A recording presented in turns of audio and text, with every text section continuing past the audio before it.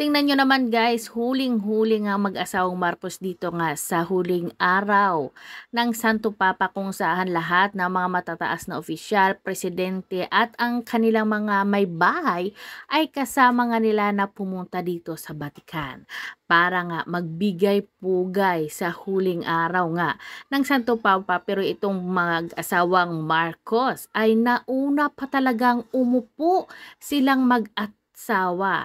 Samantalang lahat makikita natin na nakatayo pa, pero yung dalawang mag-asawa na to ay nauna pa talagang umupo. Kita nyo naman itong si Trump ay kanya pang inasikaso ang kanyang asawa, pero yung dalawang mag-asawa yung presidente natin ay iwan. At ito pa, tingnan nyo guys ang mahal nating Pangulo kung anong ginagawa. Itong may bahay niya o si First Lady Lisa Marcos ay natutulog habang nagmimisa.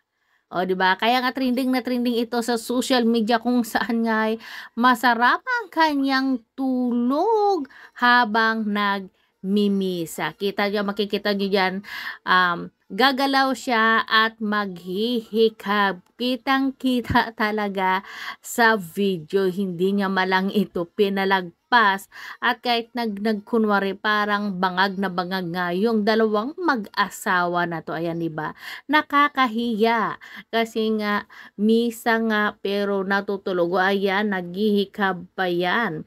Yung First Lady, pagod or bangag na bangag nga sila, o di ba? Kaya naman trending na trending ngayon sila sa social media dahil nga sa video na yan. Siya lang yata yung nakapikit o natutulog habang nagmimisa. Ewan ko ba kung saan ang galing to, bakit pagod na pagod siya. O, di ba? Yan, tingnan nyo naman, di ba, itong si Marcos naman ay kunwari lamang, ayan, gumagalaw-galaw.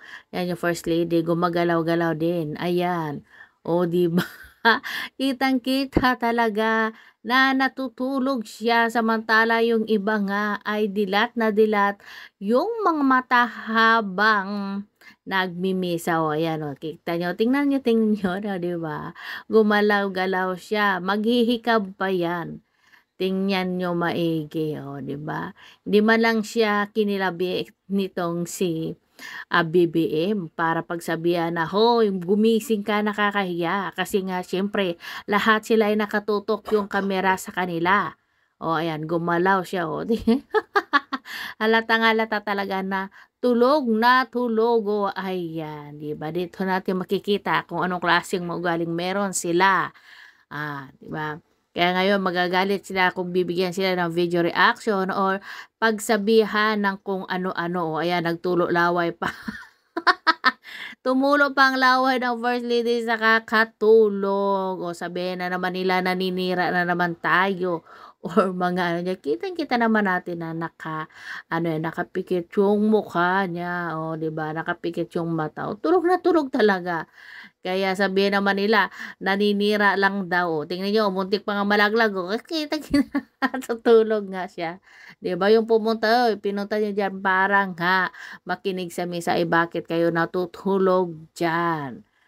Ayan, diba? Ayan guys, so makikita natin talaga na tulog guys. Naku, ayan, kunwari siya nagalaw-galaw. Oh, yan, yung mga mahal na supporters dyan ni BBM, o, ayan, ayun na naman sasabihin nyo, ito si BBM, o, hindi man lang siya, o, sinilip nyo pa talaga kung tulog nga yung kanyang asawa. Parang hindi na gumagalaw. O, yan, ayan, gumalaw na o naghikab ba? Ayan, antok na. Samantalang yung iba nga ay, nako, dilat na dilat yung mata at nakikinig sa misa habang itong si Lisa Marcos ay natutulog. O, ayan. Dito natin makikita kung anong klaseng tao meron sila yung itong presidente natin. O, diba? Tingnan ito si Trump at ang kanyang asawa. Makikita natin yung may picture dyan si asawa ni Trump kung saan nga ay nakapikit din siya pero hindi katulad itong si First Lady natin na kung saan ay kitang-kita talaga at huling-huli na nakatulog nga sa misa. O, 'di ba kayo na ang bahalang humusga diyan. Kasi ngayon nga marami nang lumalabas sa video tungkol nga dito sa video nitong si First Lady natin. O, ayan o, nakanguso pa yan o, naiinitan siguro yan.